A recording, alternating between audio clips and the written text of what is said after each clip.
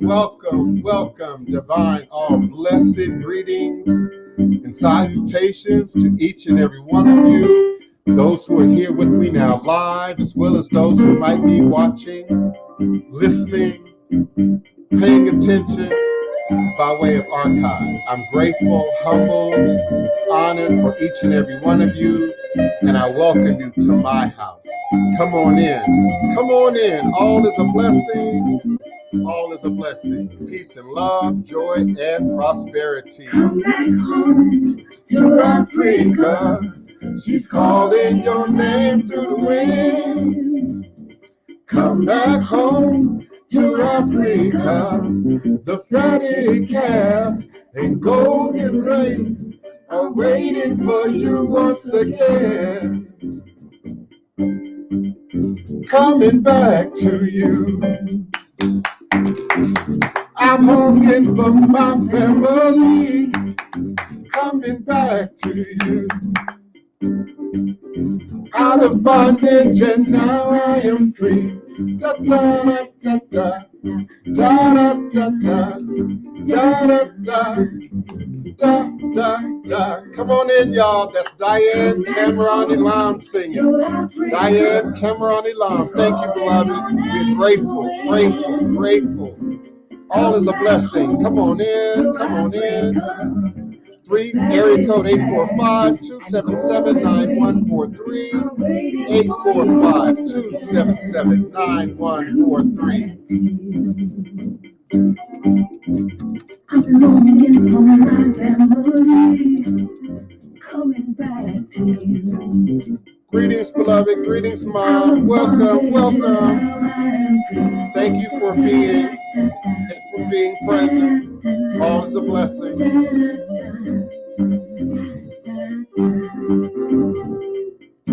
Greetings, greetings. Come on in. Don't be shy. Welcome, YouTube. Welcome, Twitter, Periscope. Greetings, Instagram. Thank you so much for your divine, all blessed presence. Thank you so much, Blog Talk Radio listeners. Thank you to my listeners in Ethiopia and Kenya, Nigeria, Cameroon, Ghana. Come on in, South Africa. Thank you so much, Brazil. All is a blessing. Thank you, Argentina. I can't wait to see you, Brazil. I'm coming soon. Thank you, Peru. Greetings, Peru. All is a blessing. Welcome, China. Welcome, India. I'm always shocked. Welcome, Pakistan. Thank you so much for listening and being a part of this audience, being a part of this sacred space. All is a blessing. Greetings, greetings, T. Warner. Chef Bougie. I need to see you, bruh. I'm overdue to see you and your wife here in the city during this carnival. All is a blessing. Greetings and salutations. Come on in. It's going to be another powerful show. All is a blessing. Welcome, welcome, welcome. Greetings. Come back home to Africa. Come back home. Come back home to Africa. Come back home. Da, da, da, da, da, da, da, da. Greetings, Hidden Realm Sorcery. Welcome, beloved. Rhonda Sweets. Welcome, beloved. All is a blessing. Thank you so much for taking the time out of the middle of your day, high noon US Central Standard Time, to be present in this sacred space with House of the Divine Prince, Thai Potions, Hoodoo Central, on this revolutionary Hoodoo, New Orleans Voodoo secrets and recipes.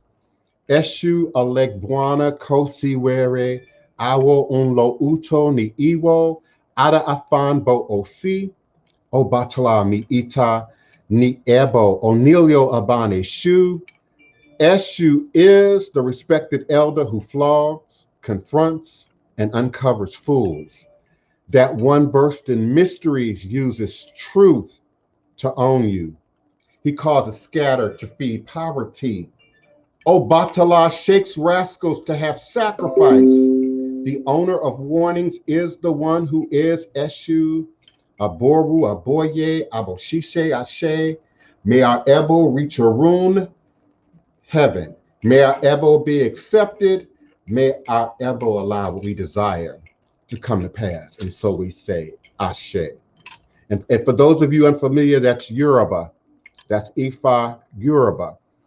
Divine, all blessed greetings and salutations. You are now sitting live with the Divine Prince, Pan-African Spiritualist, Practitioner, Author, and Advisor, Elagun Oloye Hoodoo Obeya Bokur, sharing with you in all things spiritual, mystical, metaphysical, cosmic, evolutionary, revolutionary, healing, and holistic from a Pan-African Hoodoo world spiritualist perspective.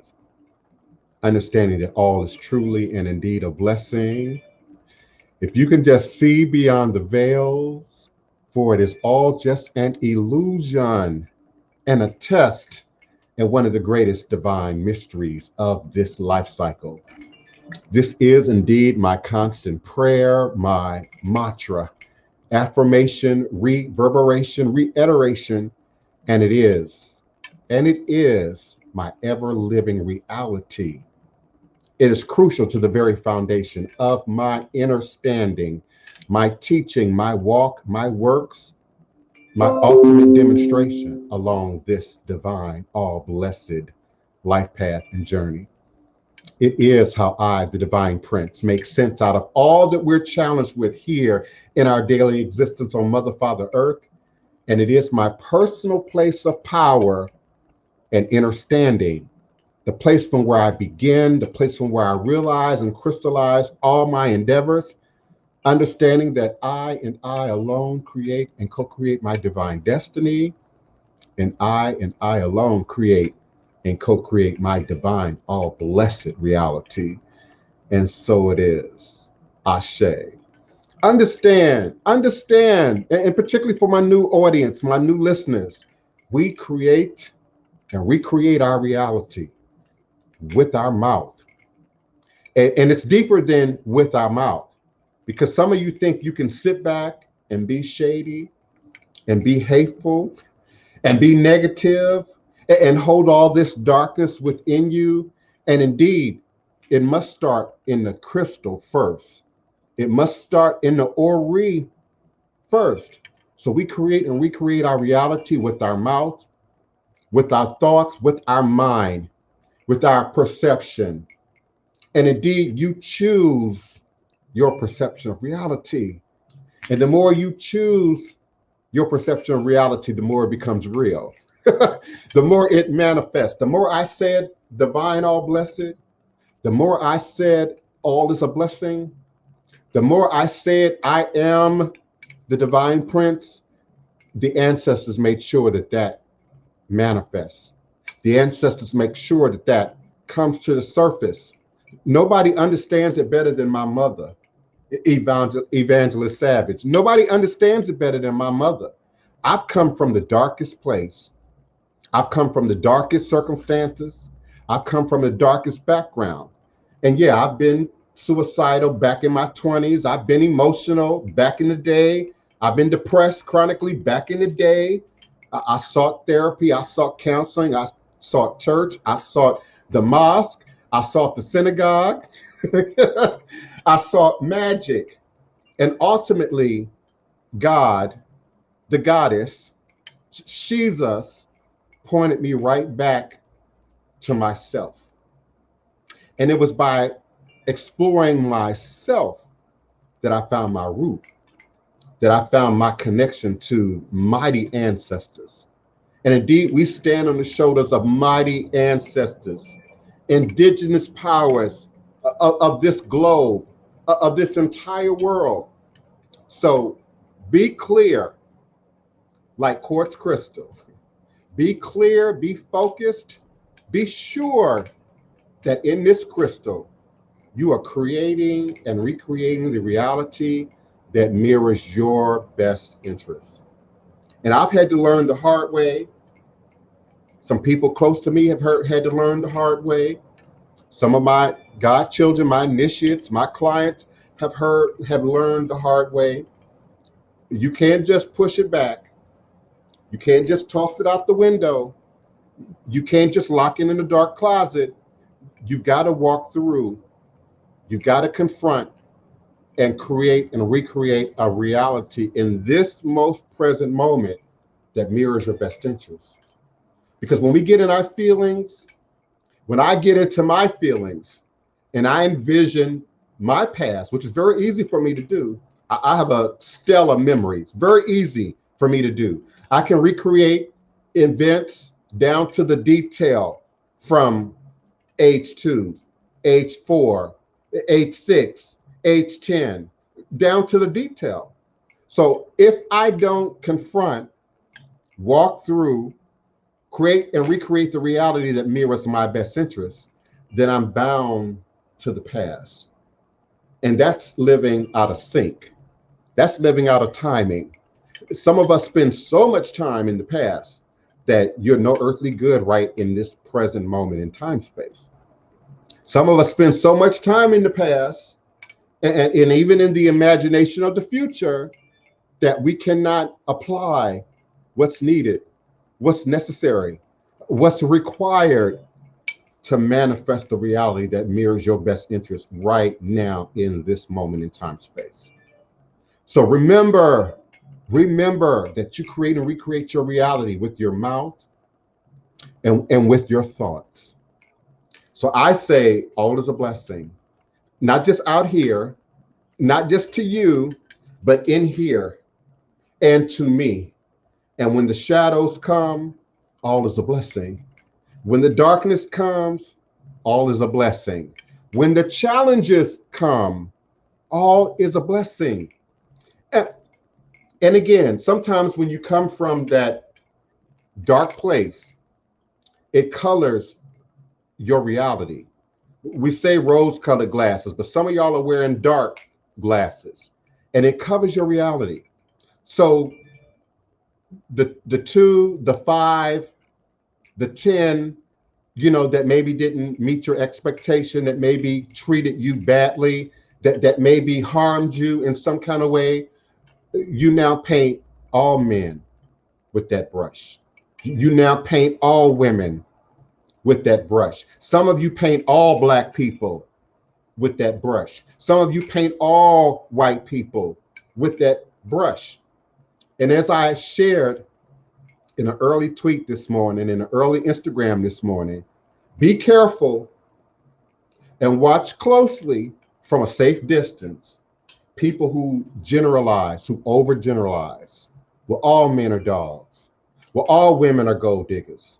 Well, all Black people. Well, all white people. Well, all, watch those people carefully, but from a safe distance.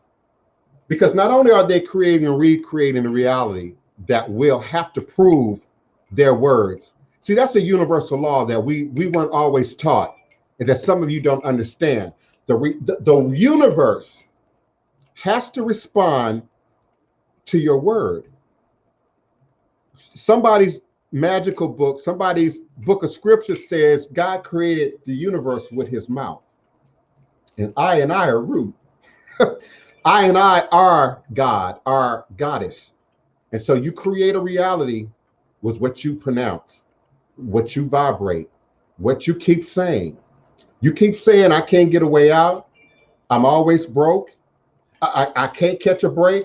The universe has to demonstrate that. It's a universal power. So people, places, and things will show up in your life to give credence to that, to reprove that. I knew I couldn't trust. I knew you would. Okay, so if you knew, why didn't you recreate your reality from the start, from the beginning? So that takes being still, being quiet, being meditative, sometimes fasting, prayer, but it requires us being still enough to hear ourselves, I can't tell you how many times I stop a client in the middle of a conversation and I say, breathe. Some of y'all have experienced this right here in this chat. I say, breathe. I say, breathe again. And then I say, beloved, I want you to listen to what you're saying to me. I want you to listen just as you're saying it, but I want you to slow down enough to listen to your words. And one of my beloved self-adopted godmothers, she loves to say, and she says it all the time, be careful about how you tell your story. Be careful about how you tell your story, not just to yourself, but to other people. Some of us, I was guilty, always told my story as the victim, always told my story as the abandoned child, always told my story as the bastard child when I didn't know any better. And when you're young, you know, your senses, you respond to a little bit of praise. You respond to sympathy and empathy. Oh, let me help you out. Oh, that's so terrible. You know, let me help you out. Let me stand in the gap with you. But then you grow and you mature and you get 25 and 35 and 45 and people aren't empathetic. People don't want to hear your sad story. Many people have their own. And sometimes your sad story is the trigger to other people's sad story. There are people who are not listening to this show right now because of that last show. They were not ready for that closet to be open. They are not ready to confront that which we confronted as a community on that last show. So make sure you go back and listen to that last show. Please say hi to Marsha Warfield on your way. But make sure you listen and pay attention to what was said in that last show. And I'm going to say it again right here, right now. If I had to change anything to be who I am today, to be where I am today, I wouldn't change one thing. All you magical ritual practitioners out there know that it just takes one decision, one move to change time and to change your reality. What if I had gone to the left and not the right? What if I had gone back and not forward? I could very well be in a very different place today. And statistics suggest that. Statistics say I should be in jail, I should be in prison, I should be dead, I should be full of what? Venereal diseases, I should be full of addictions. If we believe what the statistics say, what the statistics suggest, you got to create and recreate your own reality. You must. And greetings to everyone that I acknowledge directly or collectively in the chat. And sometimes I get on a chant and a rant and I forget to check on. Greetings, beloved sister wife, Tony Val Martinez. Welcome, beloved. Y'all been asking, there she is. Y'all been asking, there she be. Okay. Greetings, Tony Val. Welcome, Neophyte Bocour. Thank you so much for being with us, beloved. Of course, Chef Bougie will be traveling to my location as soon as possible, and I greatly appreciate that. Don't be like some of my other friends and drive near the city and don't come into the city. Don't do that. Matthew Ferguson, greetings, beloved. Peace and love, joy and prosperity. Ashe, Asheo. Peace to the community, to the family. Greetings, Kim Gladden. Kim Gladden been around for a minute. I love you and appreciate your continued support and love and your demonstration in your own way, in your own sacred space. The over-ambitious one, you better do that, beloved. You better do that and let the ancestors indeed push you. Because you keep saying I'm over-ambitious, then indeed your fruits will develop. Your fruits will grow. So you step in that, you walk in that, and you be ambitious. I'm with you in your endeavors. Greetings, S. Marie. Greetings, beloved. Thank you so much, Iba, Orisha, Mojiba, Orisha. Welcome, beloved. All is a blessing. As usual, I got your email. I think I responded. Just give me a moment to get myself together. Okay. It is Carnival 2001 in New Orleans. And again, I'm going to keep with the mayor and the governor, we're not inviting people to come to New Orleans during this pandemic for Mardi Gras. But if you come, you best act like a local. If you come, you best mind your protocol COVID-19 manners. We're not playing. And because of what happened last weekend, not during the Super Bowl, the weekend before that, because of what y'all demonstrated on Bourbon Street, after Friday, it won't be no bars open till after Mardi Gras. Won't be no restaurants in the French Quarter offering liquor until after Mardi Gras. You won't even be able to go into a packaged liquor store in the French Quarter until after Mardi Gras. Now, yeah, you can go to CVS or go to the grocery store and carry your bottle back to your hotel, but don't come here expecting to create no crowds. Unfortunately, Claiborne, underneath the bridge, many of you who understand Black Carnival, that's where it all goes down. Not this year. Not this year. And I'm grateful to the Presbyterian Museum, the oldest museum in New Orleans, quite possibly in Louisiana. I'm going to have to check on that. I'm grateful for them for including me in the new coming Mardi Gras Indian exhibit at the Presbyterian in Jackson Square. Some of y'all are familiar with them tarot card readers in Jackson Square, but right there, right next to the church, is the Presbyterian Museum. Next Monday, they'll be opening a new Carnival Mardi Gras Black Masking Mardi Gras Indian exhibit, and I will be featured. And I can't tell you how honored, how humbled, how excited. I get all kind of emotions about it.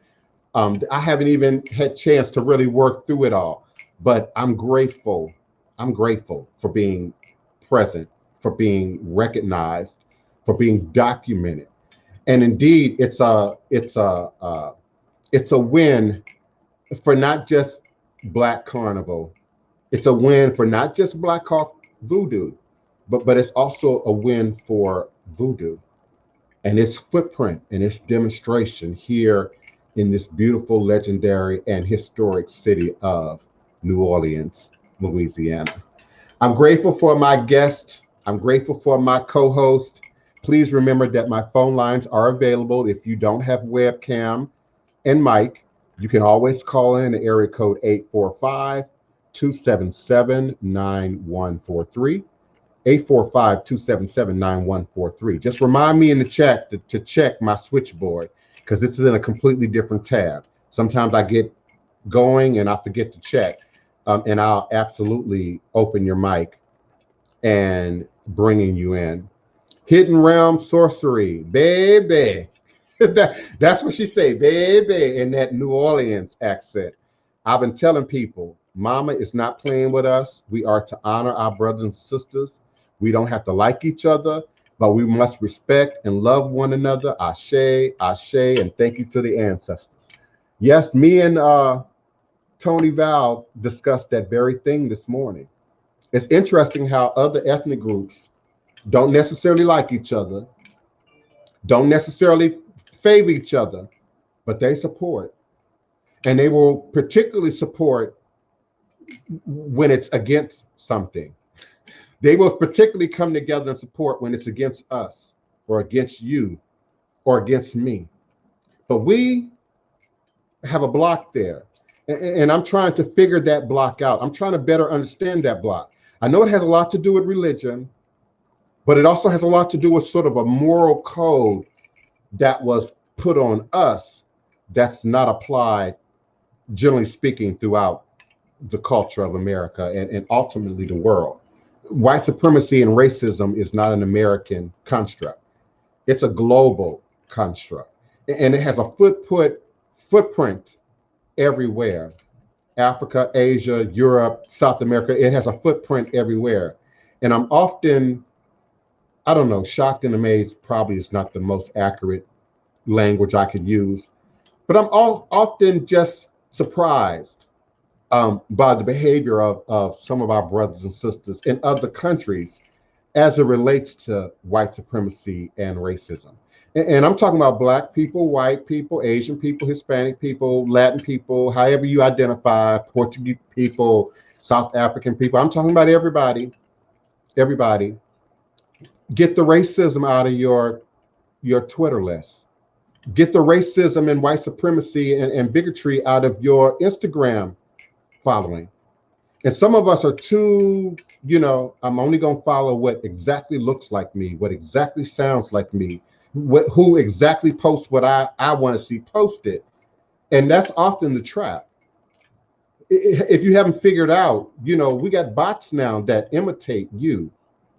We got bots coming from Asia and Europe and Russia that imitate you, Black man, Black woman, Democratic man, Republican man, and they speak your language.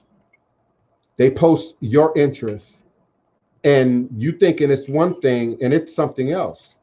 Go back and do your homework about COINTEL. Understand what COINTELPRO is. COINTELPRO ain't gone. It's just evolved to a whole nother level. And so I don't trust the profile with Marcus Garvey as the profile picture. Not your profile picture, but Marcus Garvey as the profile picture. And then you got Malcolm X and Dr. King and Coretta Scott King and Shabazz and nothing that represents you. Often it's a perpetrator hiding behind those posts. Another thing that I'm hesitant about is private accounts, especially in Instagram. Now you like me, you follow me, but you private. And so the minute I try and follow back, you private. I often ignore those. People who don't have that lock on their account, I quickly follow, quickly add. But if I don't know you, we have no communication, I don't know your identity separate from, I don't pay attention to those private accounts. I look for an identity. I look for a footprint. I want to see who's saying what, who's posting what. It's real easy to, hide behind a profile and spew Qisms and spew foolishness and spew, Black nationality, and then you have no personal representation. I put myself at risk every day I do this show. Every day I put myself at risk because my face is here. My identity is here. I'm not that concerned about not getting this gig, not getting that acting job, not getting that opportunity, because I create my own opportunities. And the ancestors support me and provide a foundation under my opportunities. So I'm not controlled. No one controls my mouth. No one controls what I say. No one controls my demonstration. And some of you, again, are so caught up in the demonstration. Don't let the gray hair fool you. Don't let the beard fool you. Some of you, if I had on my CoverGirl 420 now, you wouldn't be here. Some of you, if I shaved my beard now, you wouldn't be here.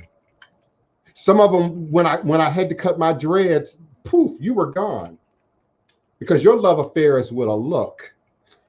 Your love affair is what it looked like, not what it is. And that's problematic, particularly when we start talking about love and relationships and dating. Y'all are concerned about what it looked like, not what it really is. Y'all are concerned about what it drives, what it dressed like, how cute it is, how well it's built, but you don't know or care to know anything about who it really is. If I watch one more show, one more reality show, and I hear, oh, I don't know their name. I just know man. I don't know their real name. I just know dog. You don't know them, and they don't know you. And often when we see this kind of demonstration, in reality TV, it's serious. Police involved, or some other infraction is involved. Marital relationship. Oh, I don't know their name. I just know them as man. I just know D. And that's a problem. We don't know each other anymore. We don't know each other. Growing up in the 70s, I knew my neighbor's first and last name. Sometimes their middle name. I knew my enemy's first and last name. But today, we don't seem to care. Hey, just Jimmy, greetings, beloved. We seem to just, I'm doing me and I'm keeping it 100. I can't put those two things together. It don't make sense in an old guy like me here. It doesn't make sense to me. I don't get it. So we've got to do better at developing and building relationships. A few years in the past, I've offered out my New Year's resolution, and that is pick the 10 people that respond to your post the most, that click like the most, that have something to say the most, that's got commentary the most. And then I want you to reach out to them beyond social media. That means a phone call, an email, a personal meet. Not many people stood up to that challenge. Not many people wanted to stand up to that challenge. And I understand some of you want to maintain your secrecy and your autonomy, and that's your business. Do that. But it doesn't mean that I'm going to add you. It doesn't mean I'm going to click follow. And I'm certainly not going to hold a conversation, whether in chat, DM, or on a post with some anonymous, faceless identity. That's never been me. That's never been me. I can't sleep with somebody I don't know any more than I can befriend somebody I don't know. And I've never been the one night stand kind of guy. I've never been the drive-through kind of girl. I don't get down like that. I either know you or I don't know you. I either understand who you are or I have no understanding of who you are. And that's what it's going to take to defeat many of the problems, including racism in the world, including racism in America. We don't know anyone. We're not trying to find out who anyone is. We're so encrusted in our own belief. Greeting, Shamafia, beloved. Alafia, beloved. Imani Sankofa, come on back, beloved. Welcome, Sacred Love Lessons. Yes. We don't know anybody. Naima Cotton, greetings, beloved. We ain't trying to know anybody. We ain't trying to get involved. Yet we take everything so deeply, so personally. And the minute you feel violated, the minute you feel hurt, we get stuck in that. And as I said earlier in the show, some of that is a pattern. Some of that is a representative of unworked shadow work. And I had to discover that in myself. In my 20s, I was as hot as a rattlesnake in my 20s. I was mean. I was very negative. I didn't trust anybody, anything. My eyes would roll up in the back of my head the minute you started talking about Mother's Day, Father's Day. Can we all get along? Buy black? Because that was never my experience. That wasn't my return from society, from culture. And if you can't see something, then it's really not real. It doesn't matter that people say, oh, there's a way to advance in this culture. But if it hasn't happened to you, people tend to say, well, that ain't real. I don't see a way out of my neighborhood. I don't see a way out of my hood. I don't see a way out of my virtual circumstance. But that is a self-created reality. I go out of my way to add and follow people on social media that have none of my beliefs, that look nothing like me. Now, the minute they get overt, okay, block and remove, delete, particularly if we can't have a conversation about it. But I am very resistant to, just like in my real life, my circle is small. My circle is small.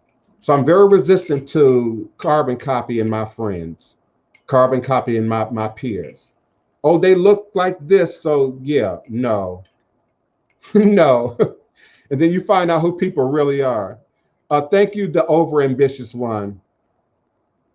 Yes, your virtual footprint absolutely has an identity.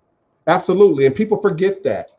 Just because you Mickey Mouse or Fred Flintstone doesn't mean that your IP address doesn't hold down who you are and where you're really located. The minute you try something, with the government or with children or with the law, they're gonna come for you. I don't care if your name is Minnie Mouse. I don't care if it's Fred Flintstone. They're coming for you. So yeah, your virtual footprint absolutely has a footprint, has an identity. And Christina, greetings, beloved. Christina Sanse Barre. Am I pronouncing your last name right? Is it Barre? Is it? Help me with your last name. But thank you so much, beloved. Hey, Tasha Touch. I love me some Tasha's Touch. Tasha's been around a while. I don't want to give up her age, but a few decades maybe. At least since Hurricane Katrina, I've seen Tasha online. And I'm grateful. I truly am. So we've got to, yes, it's a standard. It's a standard that we all must adopt. How we show up in our lives, in the lives of our peers and our family and our friends, but also in the lives of social media and the internet. I have to, Naima Cotton. I have to be present in social media, particularly now during the pandemic. Half of my ministry is in social media.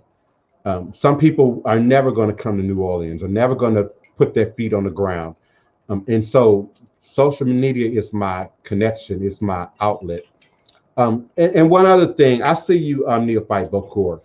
One other thing I wanted to point out too is how we value ourselves, where we place our value. I know millionaires in Twitter, personally in Twitter. I know very successful people in Instagram who don't have but 1,000 followers, who don't have but 500 followers. Then there's that person that I know who has 100,000 followers. Then there's that person I know who has 50,000 followers, who ain't doing any real business, who is not anywhere near the demonstration of themselves offline as what you see online. And it's real easy to get caught in that trap of, I've got to catch followers. I've got to catch followers. I'm guilty of that. I'm on TV. I'm in documentaries. I've done movies, and I expect to have a whole lot more followers than I have. But I spend too much time blocking and removing. I spend way too much time restricting people, not because they agree or disagree with me, but because their footprint is so abominable. What they say, what they demonstrate is so abominable. And these are people that I know that in real life, I wouldn't be bothered with you. I wouldn't have you in my space. Okay. All right, Christina, you got me. You got me. Starbright, welcome, beloved. Namaste. Namaskar. Welcome so much for being present. Neophyte Bokor, it's been a minute since you've been on screen with me, co-hosting. You got something to say? You got something you want to share with us today? Oh yeah, I just wanted to get something off my chest, and it really touched my heart. We can't hear you very well. Can't hear? Yeah, I can hear you now. And I'm trying something new out. Trying to adjust my settings and everything to try to see if I have a better audio. You sound great now. I'm sure they can hear you all the way through the Blog Talk Radio. How's that? Change the settings. Yeah, that's great. Okay. Yeah. It's just a little while ago, my dad was going through some complications and whatnot. He was in the hospital for a little while, but I don't know. Then I got a phone call after all the family got to talking to him and everything, and we had a group chat and everything. He called me personally and said, "This whole time, I didn't know what you were doing with your life. I didn't know what all this stuff was about. But I need you to come back, and I need you to bless my head." My father came and said that. I was speechless. Yeah. I had to catch my breath. The acknowledgement of my father for, my sister's always been the the prayer warrior. When she prays, stuff moves. Stuff like emotions happen. You can't ignore the prayer. It's a powerful prayer. However, I've always been on this side of things. Kind of been unacknowledged. I'm the black sheep, pushed to the side, didn't take them seriously. But to be acknowledged and taken seriously after all this time, you know, it means that much. Yeah. But I had to come back and acknowledge you, because had it not been for being in contact with you through this show, I don't think I would have had the strength to just actually be me instead of hiding it so much. Mm-hmm. And I'm grateful. I'm very grateful. And my mother is in the audience today. My mother's listening. And it has everything to do with my relationship with my own mother. I learned by learning my relationship with my own mother. And I found that when I had words to explain who I was, what I was representing, what I was doing, I got a much more positive response from her. Also, when it's one of your parents, one of your guardians, someone that close to you that accepts you, there's nothing anyone else can say. There's nothing anyone else can say to discourage you, to put negative energy on your demonstration. You know, my mother accepts me, that's good enough for me. Your father accepts you, that's good enough.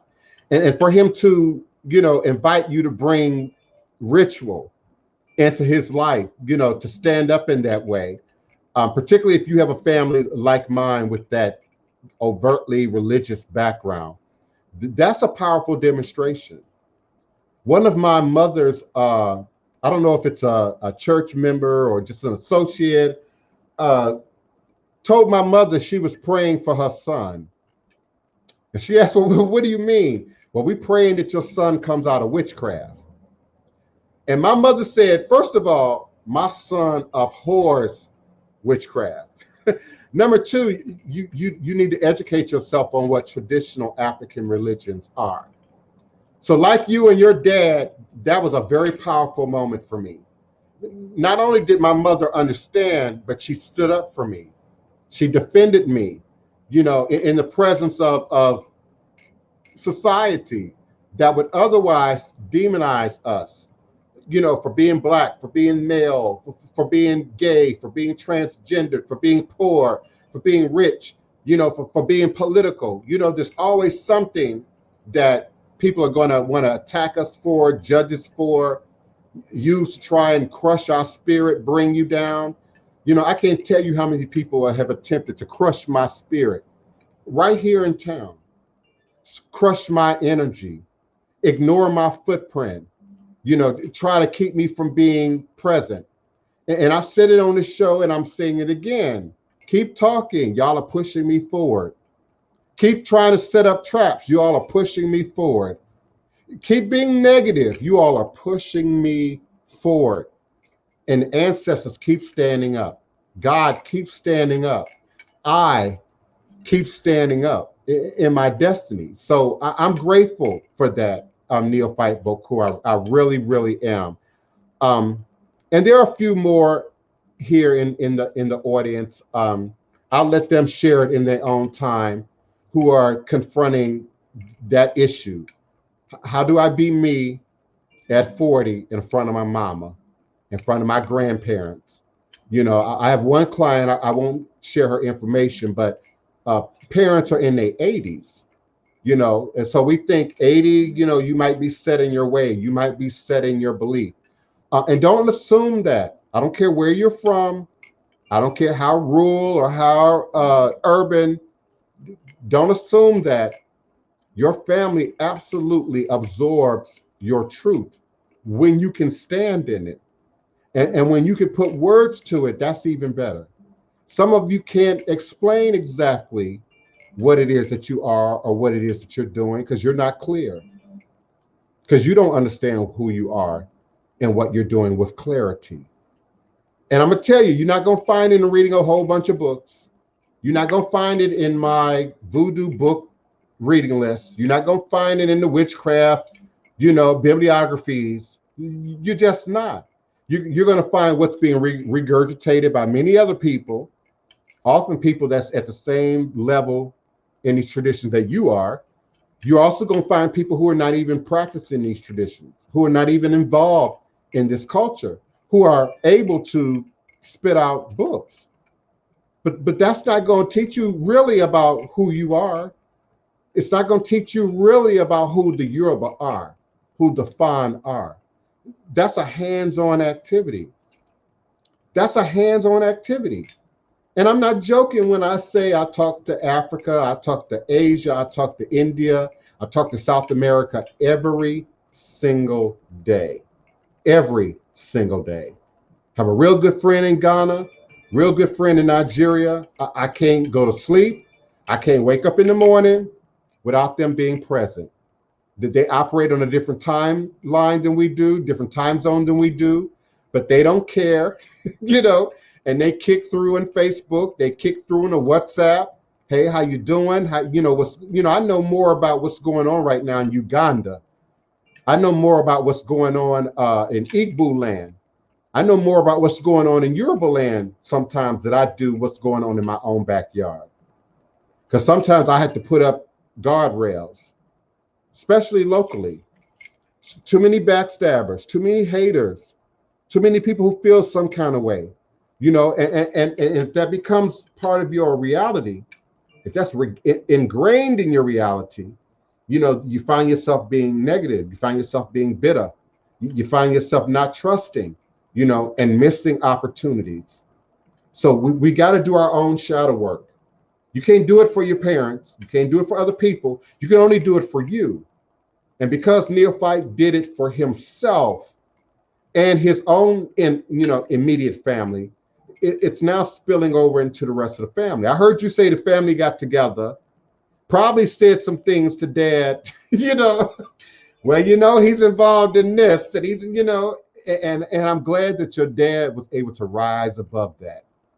I'm glad he was able to see, okay, it's more than what y'all trying, make it out to be. Because I know how it happened in my family. They swore I was practicing dark magic and witchcraft. And, I got some older relatives right now won't let me near their kitchen. Oh, they'll fix me a plate, but I can't go in their kitchen. I can't go near the pots, and they Jehovah Witnesses, so they operating from what I call foreign religion that's outside of who we are, outside of indigenous culture, outside of Black culture, outside of indigenous American culture. And so my hat's off to you. You get a gold star for that. And I'm grateful for your dad. How old is your dad? My dad, telling secrets now. Early 60s. Okay, he's still really young. Okay.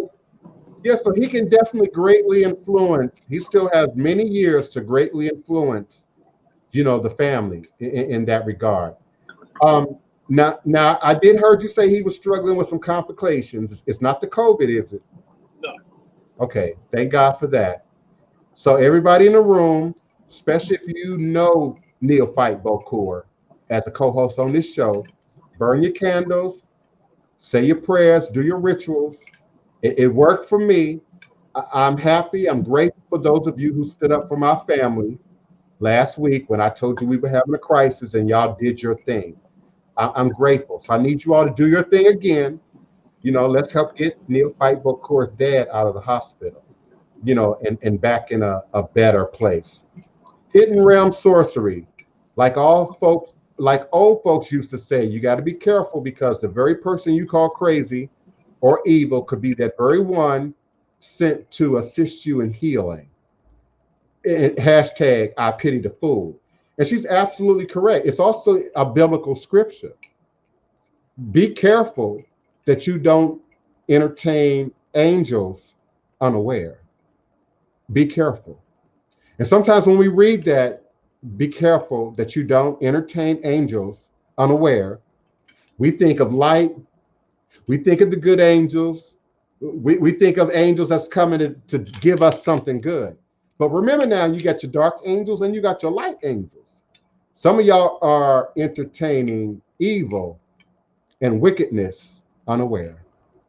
Unaware. And I've been guilty of it. I've befriended people. I've helped people. I've put myself out people only to find out that they were from the dark side, only to find out that they did not have my interest in heart. Now it doesn't darken what I do. And that's a mistake that we make. You can't hold on to it because then you start judging yourself for, well, if I do good, there's a bad result. If I do good, there's a bad result. You say that enough times, you think that enough times, then it becomes a part of your reality. And so you either stop doing what you're really called to do, or you get squeamish and you always anticipate a negative outcome. I anticipate a good outcome. I anticipate the positive outcome. I anticipate the fruitful outcome. And that's why I say all is a blessing. All is a blessing. Many people took me for crazy, for foolish, for being different, 25 years ago, when I set foot, on the soil of New Orleans. Oh, he shouldn't be able to do that. He can't do this. Let's block him from being involved in that. And still I rise. And still I rise. And now I'm a part of Louisiana history. Now I'm a part of New Orleans history. And I'm grateful for the Presbyterian. And let me be clear, I don't know who or how or why I made it into the Presbyterian. So I didn't buy my way in. I didn't smoosh my way in. I didn't befriend my way in. I have no idea how. In fact, some of the photographs that you see at this exhibit, I don't even know who took them. I have no idea who took them. Often when we're suited up and out there in the street on Mardi Gras Day and during Carnival, it's a whole lot of pictures being taken. It's a whole lot of photographers standing around. But there's also historians, people who study archaeology and anthropology, university employees, baby dolls with big degrees. Greetings, Kim Vass DeVille. You never know who's watching your demonstration. You never know who's watching your footprint. And going back to that 100,000 follower profiles, you all are trying to impress the masses, trying to pull in numbers of following. Half of those followers are just haters. Half of those followers are just waiting for you to fall. But in the meantime, you're ignoring your parents, your grandparents, your aunties, your uncles, your cousins. And if you're demonstrating life, if you're demonstrating the ancestors, if you're demonstrating what's good, what's right, then it feeds everybody, starting from you into your family. I've asked this question before. How many of your mamas and daddies know you a hoodoo practitioner for real? How many of your grandparents know you a voodoo practitioner for real? How many people that you consider important in your life or you show real respect to in your life, guardians, parents, pastors, and friends, how many of them know you a closet conjure worker? You're not standing up in your truth. The first person I tried to impress, and I still try and impress every single day, is my mama. Is my mama. My evangelical Christian book author, mama. I also try and impress my sister, Wapani. I try and impress my half siblings, all spread out through social media, and reach them to the best of my ability. Let's be clear, I'm not being rude. I'm not being shady, though I know that would be more popular. If I cussed more, if I was more profane, if I was half naked, if we talked about sex for 2 hours, this show would be more popular. I'd have more followers. I get that. But I'm not trying to impress y'all. I'm not. I'm grateful that y'all are impressed. I'm grateful for those of you who do your homework and check my footprint and then check who I am. I'm grateful for that. But that's never been my goal. I didn't set out for that. Again, I could have 500,000 followers on Twitter. That's all I had to do. No tea, no shade to some of my Twitterless masters and some of the people who share and support my profile, but that's all you have to do. You got nothing but time on your hands to be up day and night, tweeting and posting and bringing people in. Even if they use an automator, you know, you can get these automations that'll post for, you still got to spend a lot of time to build those type of profiles. My beloved T.S. Madison has given y'all a lot of her life, and now she's on mainstream TV. So do who you are, be who you are, feed your truth, and get clear about your truth. That will emanate, and it should emanate first through your people, through your family. If you're a healer, a diviner, a minister, a spiritualist, it should first show up with your people. It should first show up in your peer group. Some of y'all got spouses, some of y'all got children. It should first show up in your home. And if you're doing something, okay, Neophyte Bokur, I got you. If you're doing something, if you're, you know, standing up in your truth, it has to affect your mom and daddy and them. I don't care what their religion is. I don't care what their belief is. It was years before my mother even understood what voodoo was, but she knew I was a changed person. She still says till this day, you are a changed individual. I'm not who I was. I'm not who I'm going to be, you know, but I'm definitely not who I was before. I'm definitely no longer the victim. I'm a strong survivor. I embrace being a survivor, but it's more than just surviving, because some of you are just surviving. Okay, you made it through the dark areas. You made it through the health comp. Now you just surviving. You're not really living. And you have an obligation to live. An obligation to live. God gives you life. God gives you strength. The ancestors hold up your body for a reason. And so we're obligated to live. And sometimes we think, you know, living is just feeding me, you know, watching and absorbing my entertainment. You know, I got shelter over my head, you know, that's surviving. I've done that. I did that for years. I only went out once or twice a month, spent them food stamps, got all my groceries, and never went out again. Didn't care what was going on in the community. Didn't care what was going on at the grassroots level. At that time, I didn't even have internet to interfere with my life. So it was TV, it was cable, and that was it. You're not living. You're not living. I know people in wheelchairs. I know children who are survivors of cancer who are living. They're sharing the message, they're telling a story, they're public, they're out in the community, whether it's virtual or physically. We have an obligation to live. Especially if you are operating in ATR, traditional African-based religious systems, Hoodoo, root work, conjure, Akan, Fan, Ewe, Yoruba, you have an obligation to live, and to live out loud, to live publicly, to live so that others absorb your demonstration.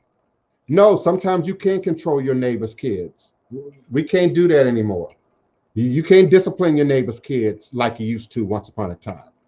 But you find your words. And when you can't find your words, you find your demonstration. Now, sometimes I say, hey, young man, you can't do that. I've never had no pushback. Not me. I've never had no pushback, never had no kid pull no gun out on me. Never had no kid say, mind your business. That's never happened to me. But there's a way to address people who are hurting. And see, we're not empathetic. America, Western culture has stripped many of you from your empathy. And sometimes you get so caught up in your own pain, it's hard to have empathy for the next guy. I've been abused. I've been victimized. I don't give a damn about your pain. Some of y'all are operating in that, and that becomes your reality. That feeds your reality. And you can't heal if you don't forgive yourself first. So once you can forgive yourself, and then forgive others and have empathy for yourself, then it's much easier to have empathy for others. I think, okay, the guy is sick. The man is crazy. He been sick all my life. He been crazy all my life. And that's why I'm not rolling over in anger and fear about my dad. Don't like him, don't want nothing to do with him, don't have no contact with him. But as a human, I have empathy. Bruh, you're sick, you're beat down, you abuse yourself and others. I have empathy. And that's how I get the BS off of me. That's how I get clean the shadow work off of me. So you got to have some degree of empathy, some degree. Now, when people are overt in their behavior, overt in their addiction, that's a whole nother thing. And sometimes you have to let people hit their own bottom. Sometimes you have to let people experience life on life's terms and just have enough empathy to stay out of the way. Okay. Orisha says, if you set a trap for me, you better set one for yourself. Yes, ma'am. And no, they can't extinguish my light. Sometimes I have to be reminded, maybe daily, but no, they can't extinguish it. And if I never do anything else again, if I sat down right now, I'm in your history books, beloved. I'm already well documented, beloved. And being as involved in the voodoo community as I am here in New Orleans, where are they? Where are they? Who's representing voodoo in New Orleans right now, overtly, out loud, in almost everything that they do beyond me? Many of our elders are sickly. Some of our elders have passed on. Some of our elders passed on almost in quiet. Glover. Y'all didn't have no second line for Glover? What no representation for Glover as a Hoodoo practitioner right here in the city? Y'all took Glover to Baton Rouge. Some of y'all know who Glover is. I was wondering when somebody was going to say his name. You break it up. He's not Catholic. You break it up. I was saying, I was wondering when somebody was going to say his name. I say Glover's name all the time. Yeah. And listen, I heard you say, he's not Catholic. It goes beyond that. They acknowledge people that's not Catholic. Fon is buried in St. Louis Cemetery #1. Okay? Fon, Papa Fon. Yeah, some of y'all know Papa Fon, world-renowned drummer and Haitian representative of voodoo. But they didn't invite the community. They didn't invite the community. And the only reason I know is because I live here. I can see St. Louis Cemetery #1 from my house. So that's how I know. I saw the white band gathering. I heard the brass playing through the parking lot. And I went out and said, hey, what's going on? That's how I found out. Another good friend of mine, Denise Augustine, historian, master historian and tour guide, she was there. She know what would be going in and out of St. Louis Cemetery #1. Otherwise, nobody else would know. We're dealing with an issue right now of Congo Square, Armstrong Park being redeveloped for City Hall. I told y'all that 2 years ago. You didn't want to hear me. I'm talking to locals right now. You know who you are. I'm talking to major players right now here in town. You know who you are. I told you. And you said I was crazy. I told you I was going to camp out at the tree. And if they come for Congo Square, you might as well bring me food and water because I'm not leaving this spot. The day we welcomed Dagbo Honan II from Benin, I told you that. And you looked me in my face and said I was crazy. Why you want to do that? Why you stirring up? Right. And now you are calling out the community to come and help you defend Congo Square. And I'm going to be there. I'm already there. I'm already on it. I'm already involved in the process of protecting that sacred spot. All I'm asking for is a text, is a phone call, is some acknowledgement from you. From you. You know who I'm talking to. From you. Not from the rest of the community, not from the white people, the Italian people, the Spanish people, but from you. I've given my life to the city, to the culture, to the tradition, to Congo Square, money, time, airtime, for y'all to pretend like y'all don't see me half the time.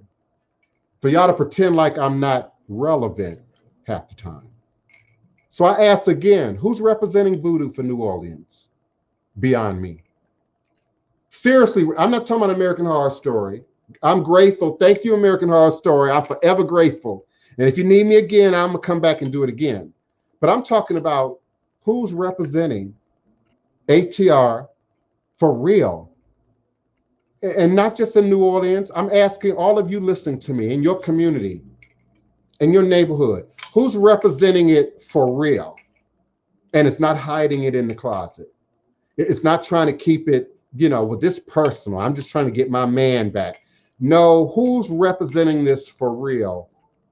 24 hours a day, 365 days a year, at every level of your cells and being. Who's representing it? Otherwise, you just perpetrating. You just wearing a mask. Some of y'all got a social media mask on that's all about voodoo and candles and root work and conjure, and it ain't nothing about who you are in real life. I see you on the street and you wouldn't even recognize you. You on your way to church. You on your way to the synagogue. You on your way to the mosque, and you doing your thing. And listen, I'm not judging you. Do your thing, but be authentic to your thing. Stand up for your thing. So I've backed people in the name of voodoo in New Orleans many times over the last 2.5 decades. Backed them just to have them stab me in my back, just to have them throw shade, just to try to act like, you know, I'm not included in their inclusive little club. Even had one Black woman trying to represent Haitian voodoo, even had one tell me, well, we want what you got. To my face, with an elder looking on in the conversation, in the four-way conversation, who said nothing, who didn't correct her, who didn't stand in and say, well, wait a minute. Build you. Work on what you got. Develop what you got. Now, when I need you, you're not here. When I send out a call, you're not present. When I need support, you ain't trying to support. So how could you possibly want what I got? And I've said this on the show before, you can have it. With all my pain, with all my trauma, with my background, with everything that I've had to trudge through to get here, you can have it. You can have it. And again, I'm speaking specifically to one or two, and to whoever else it applies to. If you hating, if you feel some kind of way, if you think my demonstration should be yours, you can have it. You can have it with all the trauma that came with it. You can have all my experience that brought me to this place. That's why your magical books, your religious books tell you, don't be sure you're not entertaining angels unaware. And 2, don't envy, don't feel some kind of way about coveting what your neighbor got. Because sometimes what your neighbor got is wicked. Sometimes what your neighbor got it through illegal means. Sometimes what your neighbor got it through immoral means. So stop coveting other people's space. Stop coveting other people's demonstration. And by all means, in this social media environment, be authentic. This is who I am. That's why I don't block this out. That's why I don't put up no false backgrounds. This is me. This is all me. This is all real. This is all authentic to who I am. Okay. And it's a whole nother ritual space on the other side of that wall. And it's authentic and it's utilized every single day. So y'all need to be careful of these overnight practitioners, especially in Instagram. And they're learning quick. So they're not coming at y'all anymore as the Baba Lao. They're not coming at y'all anymore as the Ianifa. Now they're using tricky names, you know, but all you got to do is look at how they describe themselves. I'm a tarot reader. I'm a card reader. I'm a mind reader. I'm a crystal reader. You know, hit me up on my WhatsApp. Half of those are not even coming from this country. And then there's one that I know personally. So I'm not going to call your name. He got 50 identities online. And he's a viral spammer. So he's spamming your posts. He's spamming your page. Dr. So-and-so fixed my life. Dr. So-and-so brought my wife back. Dr. So-and-so helped me to win a great deal of money. And it's all fake. And it's all being generated primarily from one person. An American. A Hispanic American. Okay. Who's representing E5, Voodoo, Conjure, Root Work. And I communicate with them all the time. You must really be desperate if you have to spam my posts. Spam your own posts. Make your own posts go viral. But no, he sees you all in your interest in what's happening here. So then he spams you. And that couldn't happen. That would not work if we were all walking in authenticity and understood authenticity when we see it. It's a whole lot more for me for you to say I'm a reader. Again, my eyes roll back in my head. What do that mean? Where'd you learn that? Where did you study and train to be that? Especially for you all that's 25 and younger, who did not come out of a family that's second, third generation Rasta, that's second, third generation Islam, that's second, third generation Hebrew Israelite. Some of y'all are just finding this out anew, and often in books, videos, and on social media. And then overnight, you see it as an opportunity. I gift it to you. I really do. Here, you can have it. You all have no idea what it takes to run all these social media sites. You all have no idea what it takes to do business from a professional level and not end up in the Better Business Bureau, and not end up having your rating destroyed, and not end up having a negative footprint all along the internet. So I gift it to you. If you want it, you can have it. Come on at it.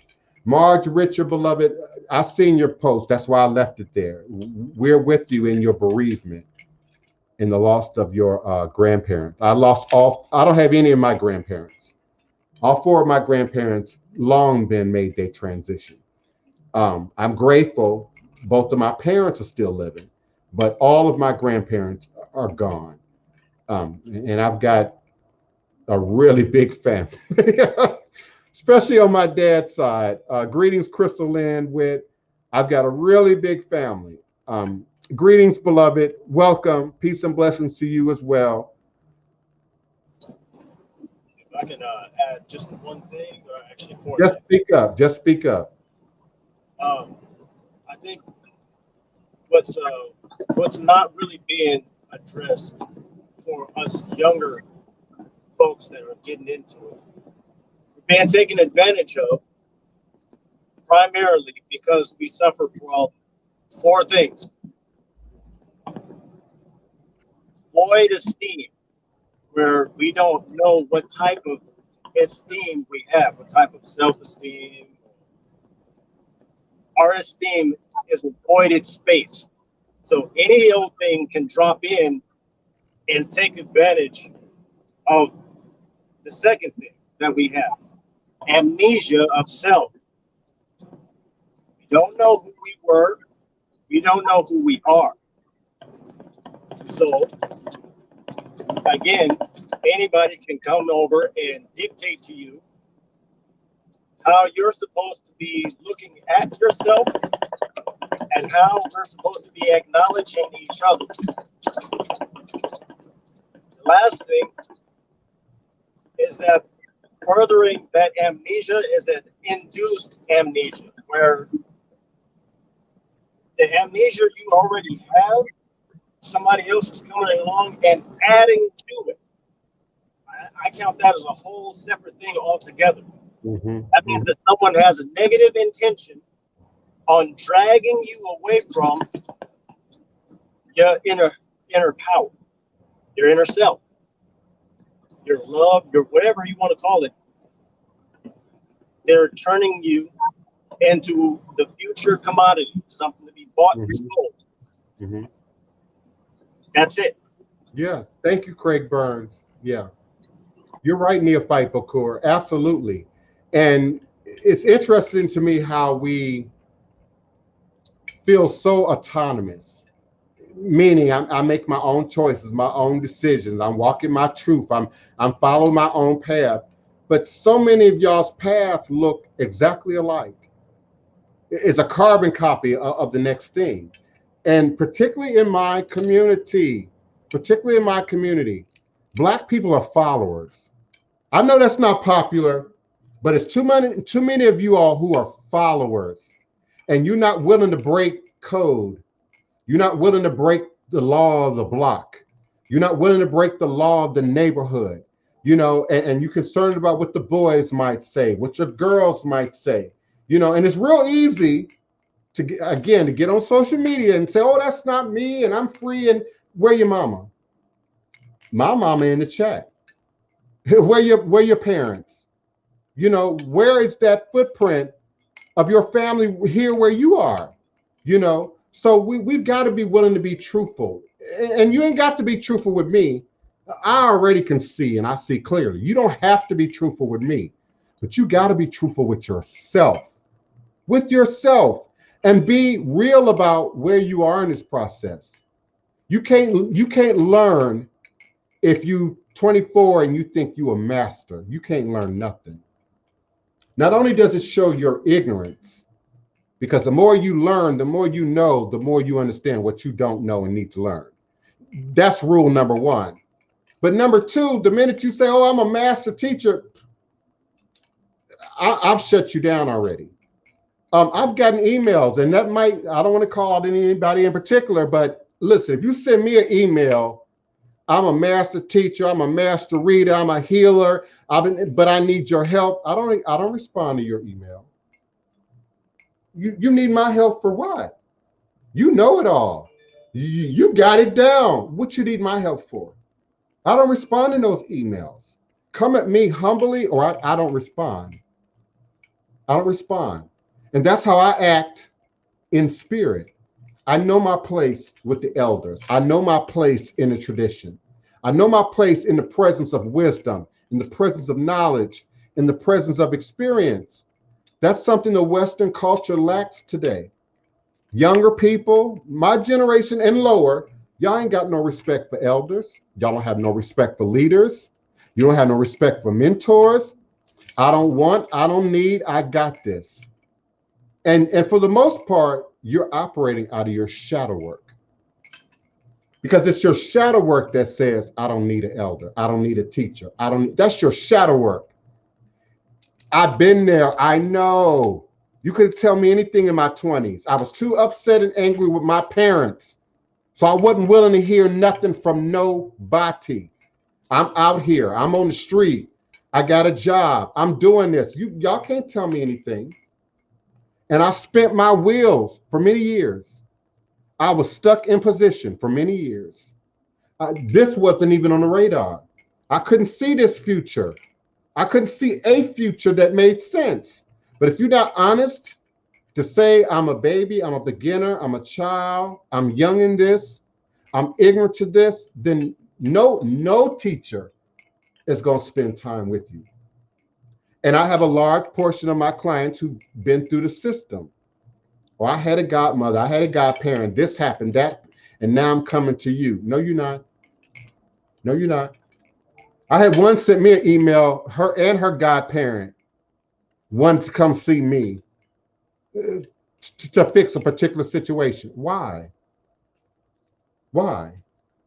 You want me to validate you and your godparent for being authentic in this tradition when you're really not. And Prince don't do that. Prince don't get down like that. Hidden Realm Sorcery says that's why I deactivated my IG and my FB, and I'm focusing on my community from New Orleans to wherever, because I've given enough free information to be disrespected and overlooked on the internet. Hidden Realms get it. Hidden Realms get it, because they're going to disrespect you. They're going to judge you. They're going to reshare your post and your information and not even give you credit, not even give you a tag and say, hey, I'm a super reader. I'm a master reader. I'm your master astrologist. Yeah, I feel you. And that idea of working with the community, we need to get together, beloved, on that, because that's where I am today. I'm emotionally overwhelmed in a good way by the level of local Louisianians who are now beginning to come. So you hear me complain and criticize, but there is a portion of our community that's beginning to come.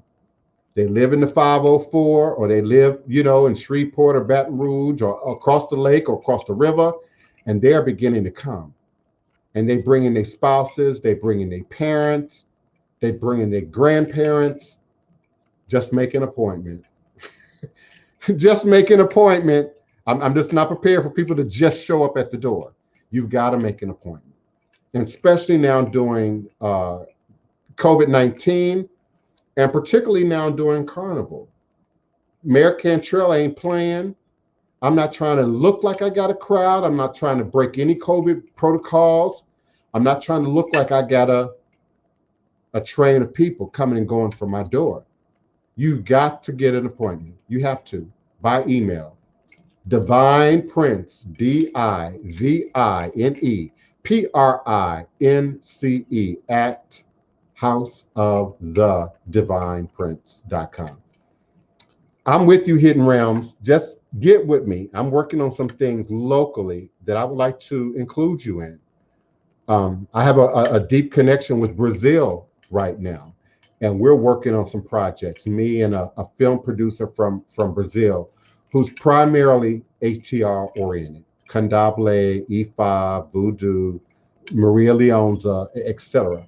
So send me an email, Hidden Realm Sorcery. We got to have coffee at Tremaine Coffee House or something. We're here for you, Marge Richard. All is a blessing, beloved. Let me scroll through. Okay, Christina Sunse. Her godmother is Sally Ann, and she gets so much hate behind the scenes for that because she's white. People don't realize I went to a black priestess first, and she dismissed me upon seeing me in person. Listen, I get that, especially here in town. I get that. It's too much competition. It's too much hate. And to be quite honest, it's just too much fakery going on and trickery. I'm glad you didn't call out any particular black priestess. There are a few. I probably know them all. I'm not surprised. I'm not surprised. I've sat on panels at Xavier with Sally Ann. Sally Ann and my good friend Denise Augustine are best friends. So yeah, I know a lot about Sally Ann and how Sally Ann works. I was also here in the city of New Orleans when Sally Ann was traveling back and forth to Haiti, being initiated. So in terms of Haitian voodoo, Sally Ann understands Haitian voodoo. New Orleans voodoo, Louisiana voodoo, that's me. That's me. Okay. So if you choose, that path, I'm available to you. I don't mean you, Christiana. You seem happy with where you are. But I mean anyone else that's listening, I got your back. And I am fluid in Ifa, fluid in Haitian voodoo, fluid in many forms of the demonstration. I just represent Louisiana, Mississippi Delta voodoo because nobody else will. Because nobody else is. And as long as we keep, sending our power outside of ourselves, sending our power outside of our community, then we won't have one. And so there are many people who believe there's no real voodoo in the city of New Orleans unless it's a foreigner representing it. There are many people in New Orleans who believe there's no real voodoo unless it's a white person representing it. So we got to be careful. I may have said it before you came into the show, Christina. We got to be careful about the all black people. I done had a problem with one black person, so now I hate all black people. I'd had a problem with 5 black men, so now all black men ain't no good. I'd had a problem with, 3 or 4 sisters, so I can't trust no sisters. I know a practitioner like that. Would tell you in a heartbeat she don't trust black women, period. Especially older black women, because they all out to get her. They all jealous of her. That's shadow work, y'all. That's that unresolved issues about yourself and your parentage and your background. Because the reality is, I haven't dealt with all black people, neither have you. The reality is, I haven't met every black man, neither have you. So when we start using that language, particularly in ATR, that's problematic. That's problematic. Thank you for that, Christina. Tiana Baldwin, greetings, beloved. Welcome, welcome. Thank you, Goddess Initiative, for being a master student and for stay learning and listening, because we all have to do that. Even I do.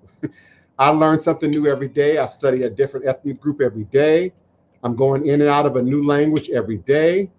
And I'm communicating with people outside of my comfort zone every single day. And that's why I keep moving forward. That's why I keep moving up. That's why I keep moving away, figuratively, from those who are stuck on the ground, those who are grounded. I don't mean grounded in that you need to be grounded in center. I mean grounded meaning you can't fly. You can't elevate because you are locked in a self-made prison, a self-made box of what things are and what they should look like. The K-way, those that know don't tell, those that tell don't know. Yes, that's an old Louisiana, that's an old Southern saying. Yes, ma'am. Yeah, they have ego issues, but those ego issues are often attached to shadow work. Your upbringing, how you're treated growing up, how you're treated as a young person, as a young man, has everything to do with your ego and what you think of yourself, what you believe of yourself. Some of us are prettier than others. Some of us are taller than others, and we get treated a certain way. Unfortunately, in our community, we still have shadeism. And when I was younger, I was treated very badly for being dark, for being dark-skinned. I was taught that I was black and ugly, not from in my house, but from my peer group, from kindergarten to the 12th grade.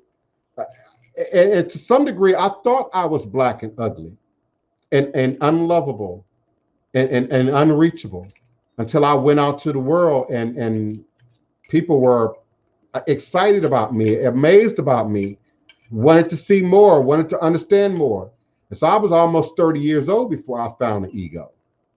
So see, that's why I tell my story. I don't just get on here and rant, young people. That's why I tell my story. You ain't got no ego at 21. You ain't got no full sense of consciousness at 25. None of us do. None of us do. It takes living life. It takes experience. It takes growing. It takes expanding, evolving. It takes education to develop that full sense of self. Even Michael Jackson. And if he were here today, he might say, I died with issues around my ego. He might say he died with issues around self because of how he felt robbed of his childhood and what he experienced through his childhood. Now, I know we talk about alopecia, but some of you, say he played with his appearance because white was right and black had to get back. I've heard that too. If you're brown, you can get down, but if you're black, you got to get back. That's the kind of limericks I grew up with. Too black, too ugly, not tall enough, not masculine enough, too feminine. That's what I grew up with. And if I believed you, you, my black friends, peers, and neighbors, I wouldn't be here today. I wouldn't be here today. And so somebody under the sound of my voice needs to hear me. You might not be in the chat. You might not be on the phone lines, but you watching and you listening. Don't let them destroy you. If I'm any example, don't let them destroy you. They're gonna talk. They're gonna talk behind your back. They're gonna try to stop you. They're gonna try to limit you. They're gonna try to convince you. Even your friends. Oh, baby, you can't do that. Oh, that's too much. Well, I don't know. And anytime you're doing anything new, anything innovative, anything different, you always gonna get that because they can't see your vision. They can't see the dream. They can't see the future. Practitioners, readers, they can't see the future. So please, I beg y'all, don't, and you don't have to do it for me. You don't have to do it right here in the chat. Don't just gloss over my commentary about shadow work. Don't do that. Don't pretend like you got it all together and you strong and you know what you, don't do that. It will come back to bite you in the ass. 40, 50, 60, it'll come back to bite you in the ass. I've seen people have a breakdown. I've seen people end up in the mental ward. I've seen people on 72-hour lockdown. I've seen people end up in AA, NA, you know, Alcoholics Anonymous, in Narcotics Anonymous, you know, Friends of Anonymous. I've seen it. And sometimes those ghosts don't come back until you're 30, till you're 40, till you're 50. And they shut you down. You think life is going good, and then your wife ups and packs up the whole house. Your husband ups and packs up the whole house, and they gone. And you break down. I know it because I get the phone calls. I know it because I get the requests for the divination and the readings. So y'all, I'm not wasting my voice. It's somebody underneath my sound of my voice who gets it. It's somebody underneath the sound of my voice who truly understands what I'm trying to do in this space. Be authentic. Be true to who you are. Understand where your limits are and then seek elevation. Understand where you lack skill and then go and gain the skills. But don't perpetrate this. It'll only come back to bite you in the ass. And as I said, I know people with 50,000, 100,000 followers, and y'all think they all the bomb. Y'all think they all the stuff. Y'all aspire to that. They don't have no ministry behind that. Don't have very many clients behind that. Can barely afford their website. And some of y'all know it takes resources to keep your website going. And that's why they ain't got one. That's why Instagram is their website. That's why they using Cash App. Because some of y'all credit and way of doing business got you blocked from PayPal. Don't think I don't know. Don't think I don't know. When people say, oh, I don't fool with PayPal, I can't, I've had problems. I know why you've had problems with PayPal. You probably owe them money, or someone created a chargeback. I didn't like your service. I want my money back. And now you got a deficit in PayPal. I get it, but don't pretend it. don't perpetrate it, but I get it. I'm happy. Thank you so much, Hidden Realms. The Goddess Initiative says she used to teach so much on her IG, and people would DM her for questions and repeat her stuff like they knew what they had just asked me. But get this, none of them signed up for my Patreon. Yeah, I'm glad you're bringing it out in the open. That's why I bring it out in the open. Because sometimes you think it's just happening to me, or this is just my experience. No, this is universal. That's why I'm so strong on what I'm saying. This is universal. Goddess Initiative understands exactly what I'm talking about. And we've seen it. I get the questions. Well, can you answer just a question for me? I see it coming. Hey, how you doing? You just added me 3 minutes ago. Hey, how you doing? In the Instagram DM. I already know this is bad.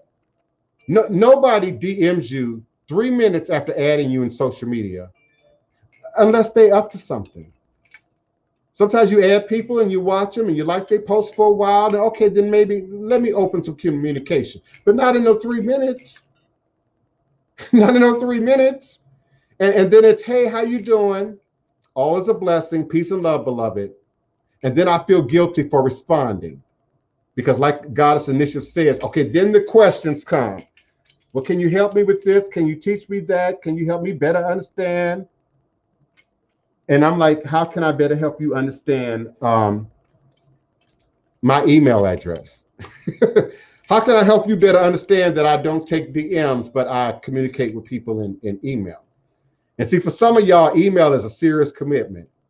Your IP address attached to an email. Oh, they're not trying to do that. Well, you're not trying to get my help. You're not trying to get my service.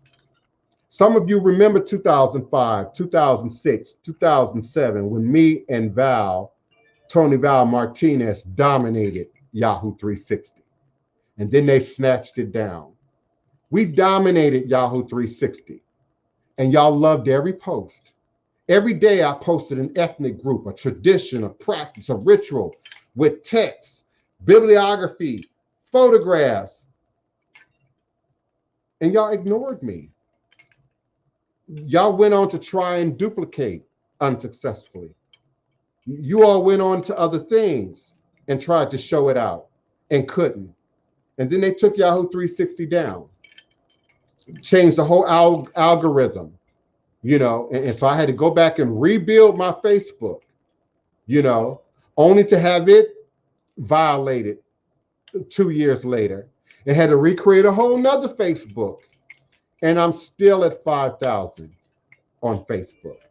I still have to drop an inactive participant from social media every time I want to add somebody who's active, you know. But the algorithms in Twitter, very different. The algorithms in Instagram and TikTok, very different. And y'all know why. We competing with foolishness. We competing with nakedness.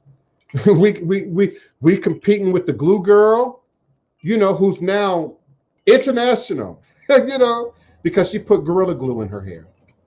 And I love you, boo. I'm not talking smack because you a local.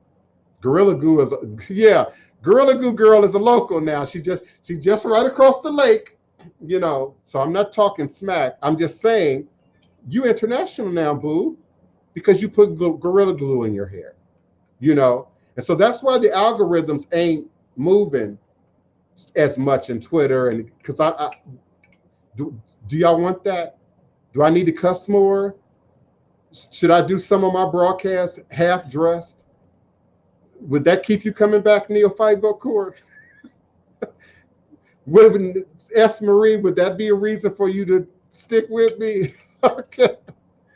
S. Marie says she never studied or knew who or why she was this way until she found this channel. Thank you, beloved. I'm grateful. And she says she wants to learn more about what naturally comes to me. I hear you, and I'm here for you. Christina Sensei says, yes, I would never speak bad about another Black elder, and I would still respect and learn from her. I have many mentors, myself included. Thank you, beloved. I greatly appreciate that. And surprisingly, save for the little shady comments that I give on this show, I don't talk down these people either. I don't. One, I'm not going to keep your name in your mouth if you're not relevant. That's number one. Somebody of my caliber repeating practitioners in town that I've had a beef with only gives you some kind of glory. So I don't do it. I say, listen, be careful. I say, listen, be cautious, but I don't talk down. I don't tell what you did, what you said. It's not important to me. It's not important. You don't deserve the airtime, you know, and it don't really affect my life in any way. You know, I might feel some kind of way about it, but it don't really affect my life. You know, it don't stop me from getting gigs. It don't stop, you know, my agencies from calling me, you know, we got a role for you. It don't stop my auditions. Doesn't stop anything, you know. And those 3 major projects that I worked on during the pandemic, PBS Mantra, Buried Worlds on the Travel Channel, Atlas of Cursed Places on Nat Geo didn't require anybody's involvement. Not an agent, not an agency, not a representative.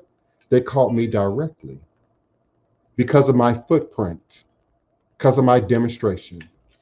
I'm sure they called T.S. Madison directly.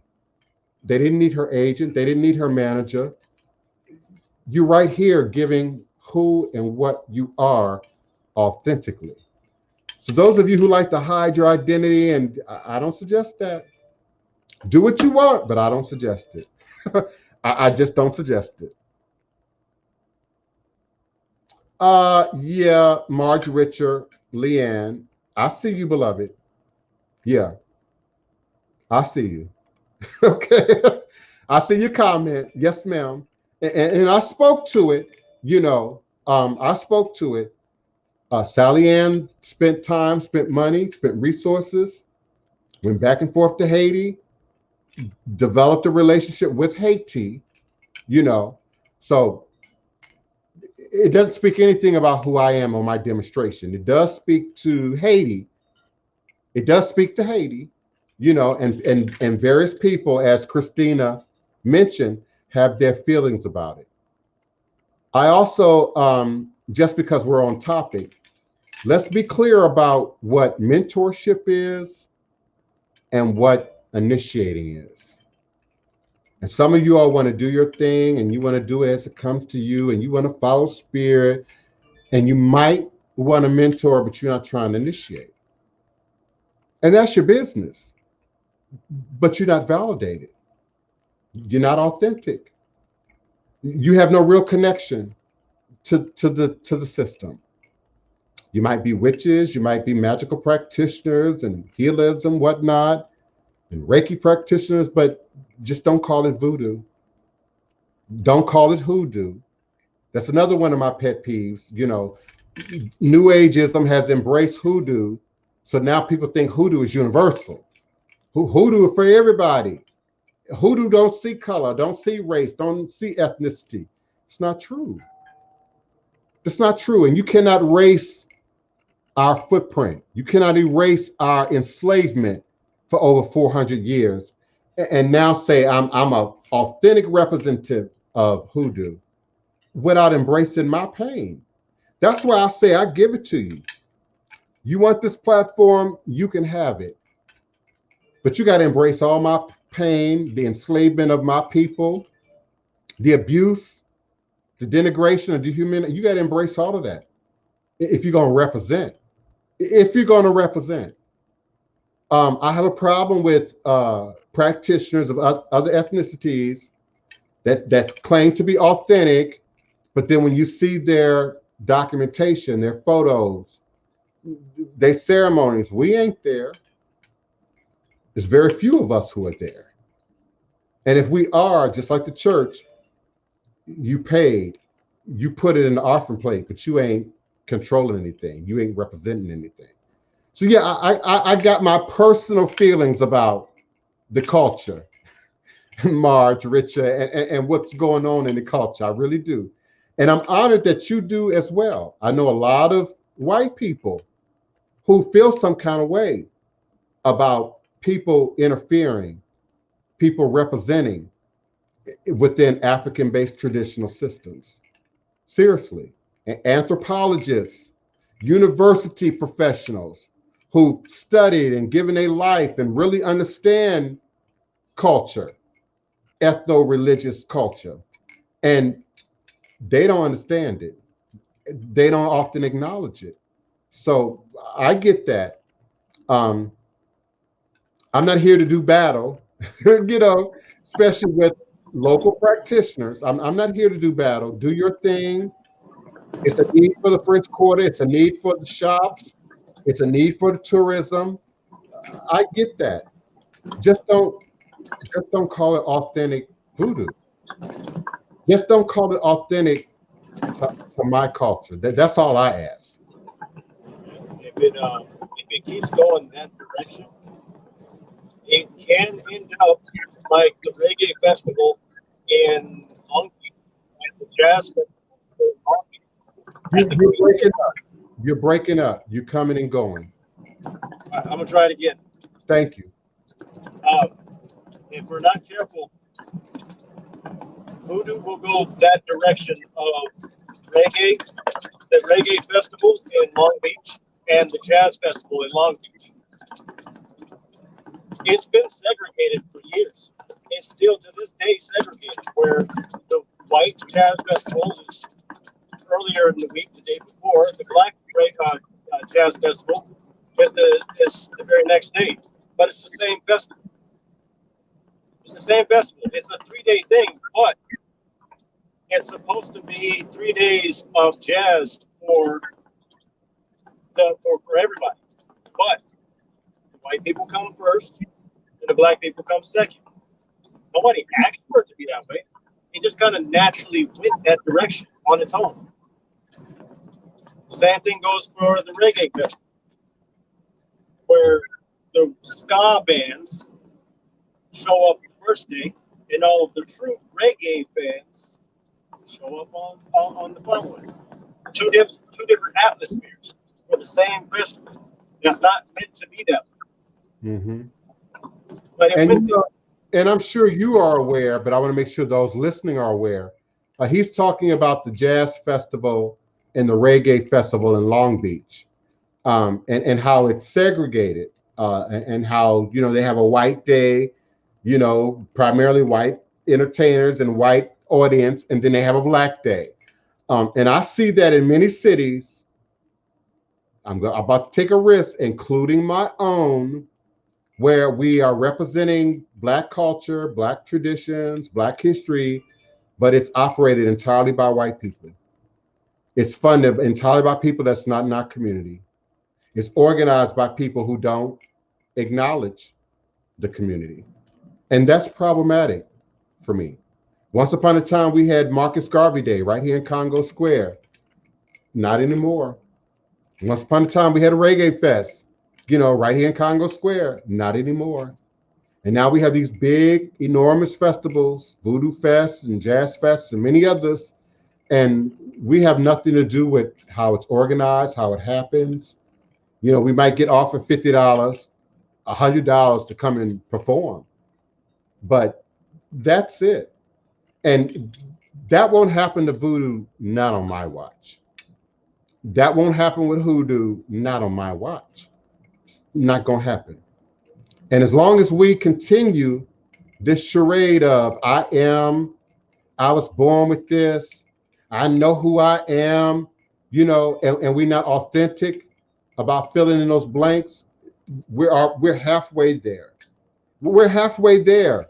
Just go into social media. There's people all over the world who claim this practice and claim this tradition. And when they have 50,000 followers, 100, it looks valid, don't it? It looks valid. There's a whole Hoodoo Central, fake Hoodoo Central group on Facebook. Go look for it. It's coming out of the Middle East. It's being managed from Bangladesh and India, and primarily white administrators in the group. They just recently even acknowledged that they were stepping on my trademark. Now, if I wanted to be that guy, one lawyer, one contact with Facebook, that whole group would be shut down. The only reason I have not shut the group down is, which is why I say that I reach outside my comfort zone every day. It benefits me while they do that foolishness. Because people go in there and see the foolishness, Black, white, Hispanic, Asian, and they come right back to me. My legitimate Hoodoo Central LLC keeps going up because of that group. People go looking for that group. They might search that group. They might click on Hoodoo Central on Facebook and end up at that group, but you also find me. So I let them do their foolishness. Let them do their shenanigans. Now, some of you remember, you know, once upon a time, you know, I had a little issue in Georgia. EIME shut that down. I'm grateful to the power of EIME. I'm forever grateful to the power of Black women. Black women shut that down. They said, oh no, we're not having it. It's not going on. And they went to court. They got attorneys in the state of Georgia in the court system involved. And that person's still present.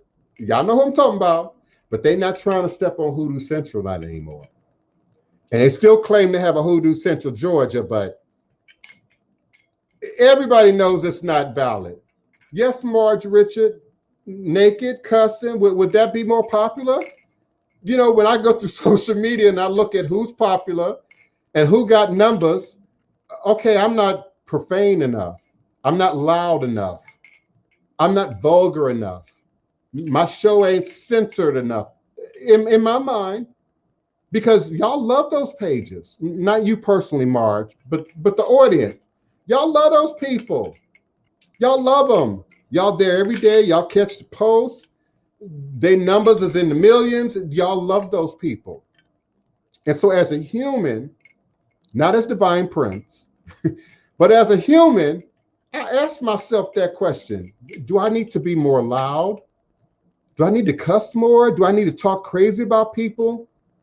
Do I need to tell celebrities business, you know, on air? I can't do that. I'm a certified celebrity reader, certified. I've read too many politicians, celebrities, high earning individuals. The last thing I need to do is expose their business on air. That's the end of that. That's why some of you are not celebrity readers, because we watch what you post. You too slick at the mouth. I hear you. Oh, I say what I want, and this is my pay. Okay, then good. But you don't be no celebrity reader. If people can't trust you with their information, they're not coming to you. If people can't, think about how many people refuse to go on Wendy Williams. Celebrities who refuse to go on Wendy Williams till this day, because they don't trust the old Wendy Williams. Okay? And sometimes the old Wendy Williams slips through into the new Wendy Williams. Now me, I ain't got no fear of Wendy Williams. I already know Wendy Williams know who I am, because it's too many people that I work with that's already been on her show. So I know she know who I am. I know she know what I do. She probably has an opinion about what I do. But I can't be that guy, that girl, and then be considered an authentic, respectable elder in these traditions. I just can't. But as a human, thank you, Goddess Initiative, but as a human, I think about it once or twice a week. I think about it. Do I need to do cartwheels in here? Do I need to do flips? What do I need to do? Do I need to be more aggressive? Do I need to call people out? You know, some of you remember about 6 months or so ago, you know, I was doing live readings on air. Y'all don't like the truth. Y'all don't like the truth. I watched a horror show the other day, American Gods. If you haven't checked that out, yeah, American Gods. And it's a fortune teller in one of the episodes. And she said that very thing. They don't want to hear truth. So she tells them pretty lies because they do not want to hear truth. And anyone in this room who's ever had a reading with me know that I'm going to give you the truth. And it might be difficult. I might risk you not coming back. I might risk getting a negative comment and rating. But I have an obligation. I have an obligation to be a truth teller. So yeah, I ask myself that, you know, do I need to act a little bit more crazy? Do I need to be a little more hood-like maybe? Do I need to use a little bit more ebonics? I don't know. I just don't know. Goddess Initiative, what are you saying? You can't tell hoodoo, delish, hoodoo ain't all. Okay? You lost me. And maybe you're using some new language. You lost me. Try me on that one again. And maybe I'm just distracted. Christina initiated in the fall of 2008 before her West Coast journey. So you went to Haiti. in 2018? Because you said Sally Ann. Sally Ann went to Haiti, and Sally Ann's people went to Haiti. So I'm not being shady. I'm just asking. You said you initiated in the fall of 2018. So I'm asking, did you go to Haiti? And how much time did you spend there? Now you don't have to answer if you don't want to. I'm just asking.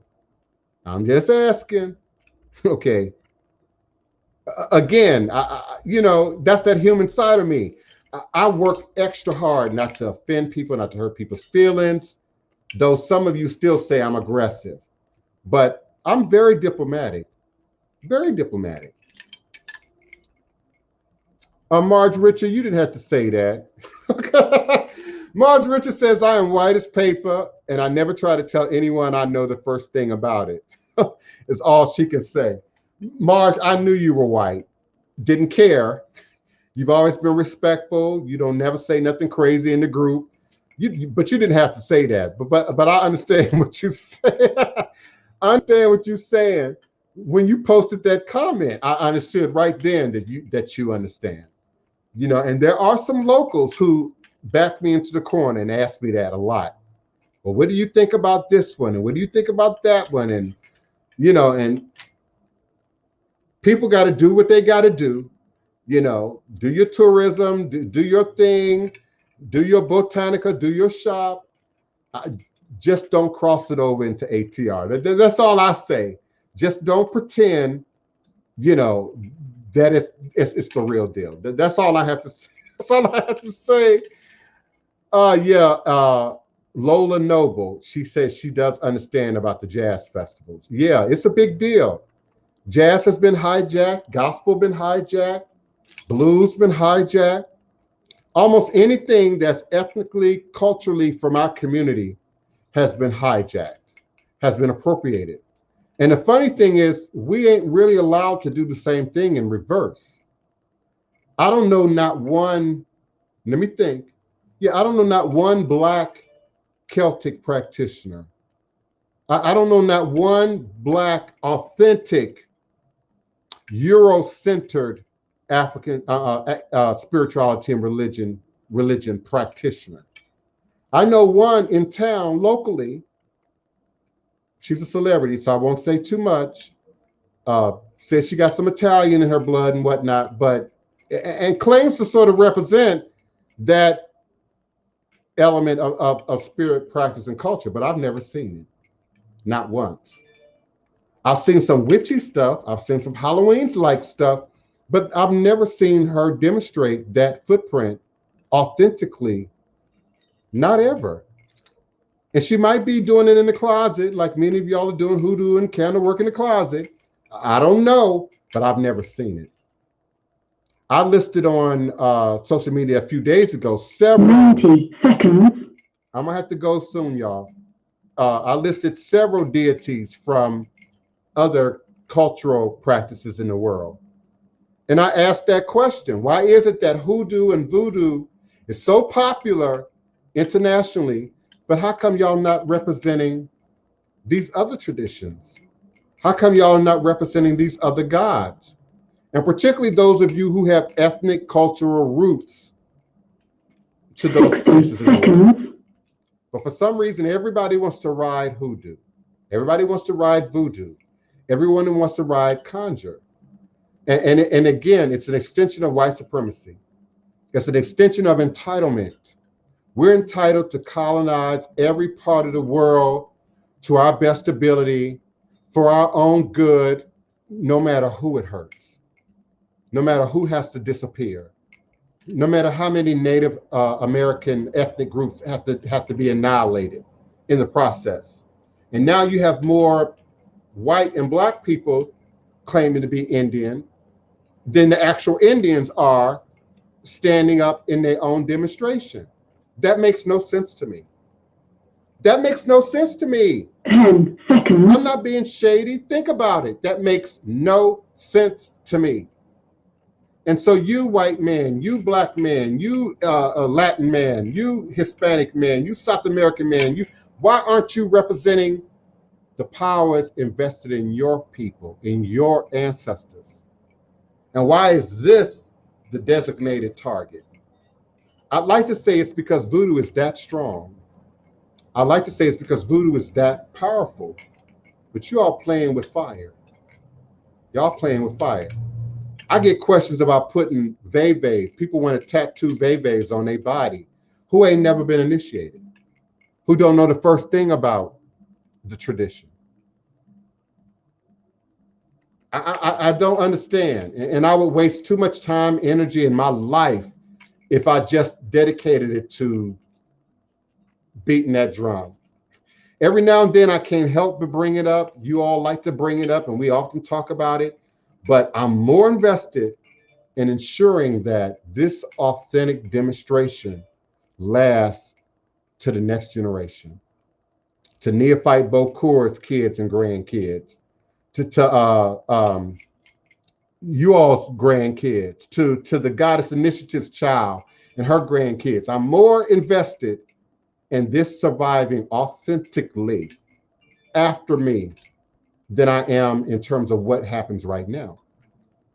Is that shocking to you all? I'm not thirsty to be on TV. I'm not hungry to do movies. They call me. They call me when they need me.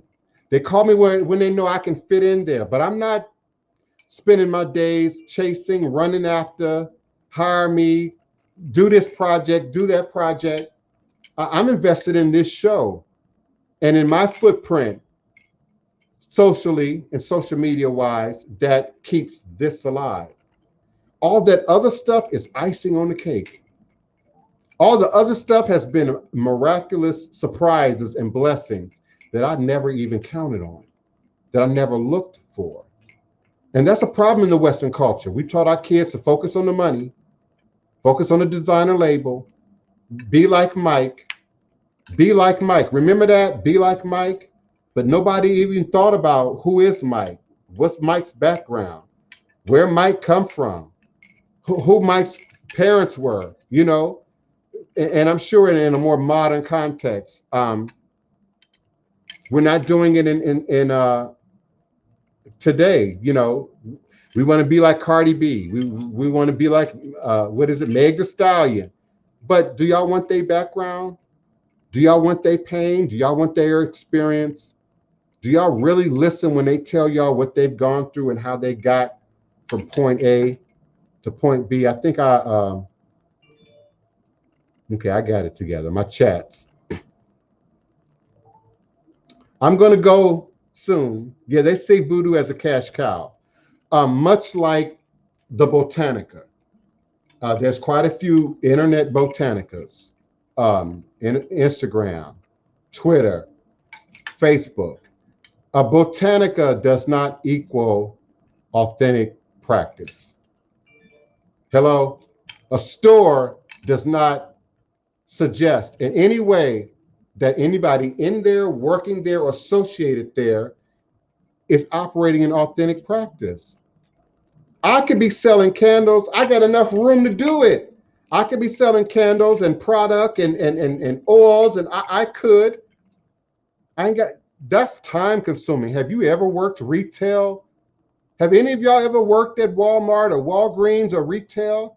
That's a full-time job to stock a store, to keep a botanica going, especially if it's a brick and mortar. That's why many of y'all doing it on the internet. And you buying and shipping your stuff from a third source, you the middleman. But that in no way suggests authenticity in practice. That in no way suggests that these people know anything about the tradition. And when I start looking at some of the items in the Botanica, it's a dead giveaway that they're not concerned one bit about. I'm going to be stepping out of the trip, so I'm going to wrap it up for myself. There's two things I wanted to say to Morgan. You breaking up. You tried it again. You breaking up. It's almost like, let me explain it to you. It's almost like your mic is bouncing around because because your truck is going over something rough. So just try it again. All right, I'm getting ready to step out of the truck. I got to make my delivery. Just for those Celts, those Celtic folks that are maybe watching, the Morganians or Morganites, your ancestor is calling you. Just want to let you know that all those that are Latin or Spaniard or Spanish, Hispanic, Saint Morton, your saint is calling you. Don't ignore them. Everything ain't always voodoo. It does have a spiritual history of being from Africa, but your particular culture is calling out to you, and it'll strengthen you, even though that it's different from the voodoo practice that you're accustomed to seeing. There's nothing wrong with it. Go back, reclaim it, so that other people don't take it and mess over it, because that's exactly what's going on right now. Is they're taking your ancestry and just messing it up. Don't reclaim it so they don't mess it up no more. And then come back and let's grow together with these different cultures. They belong together, but we don't know how or why. And it's very important that we figure that part out. That part is extremely important. Why these puzzle pieces need to link back together to make our globe again. Yes. Thank you, Goddess Initiative. I had never heard of her before. Thank you, T. Warner. I appreciate that. Christina, thank you for answering my question. I really appreciate that, because that's important, particularly when people, with me being so close to Sally Ann, and with people invoking her name, it's almost natural for me to ask, have you authentically initiated in Haiti? Because that's how she did it. So anyone that comes after, got to go to Haiti, got to make that trip. Listen, you all, I have to move forward. I got to eat. I got to hydrate. I've got appointments later in the day. Of course, I invite each and every one of you to reach out to me by email. I'm always available 24 hours a day, 7 days a week. Visit my website at www.houseofthedivineprince.com. I appreciate all the people who come in, subscribe to both my YouTube and my Blog Talk Radio. blogtalkradio.com/the-divine-prince. Please also follow me and like me there. I think only 2 people from this broadcast have followed me on Blog Talk Radio in the last year. So I know we can do better. It's too many of you listening, too many of you participating who don't follow, who don't click like, who don't reshare the post. Yeah, I don't. Ooh, I'm sorry, Marge Richer. I don't particularly care for Pinterest. And let me tell you why. You're Googling, you're searching for photos, and some of the best photos end up in Pinterest. But then you get there and there's no information attached to it. No details, no explanation. Who's a photographer? What ethnic group is this? So for me, Pinterest is just a big, I don't know, fan page for people who are fans of particular images. And so I've always avoided Pinterest. If I click on, I'm looking for a photo and it comes up and it's in Pinterest, usually I keep right on rolling until I find the next one. So I've never heard of her. Didn't even know she existed, to be honest. And I appreciate you educating me on that and letting me know. Yeah, I've never heard of her. Have no idea. But I thank each and every one of you for being present, for all of your love and your support, for your emails, for your requests. Please go check out the expedition, the new Mardi Gras Indian expedition, Monday at the Presbyterian. Look up the Presbyterian Museum in Facebook, and of course their website. I believe the opening will be virtual. So they might have a virtual showing first on Monday before they start letting any number of people, I think, into the museum physically. And it's the new Mardi Gras Indian exhibit at the Presbyterian Museum in Jackson Square.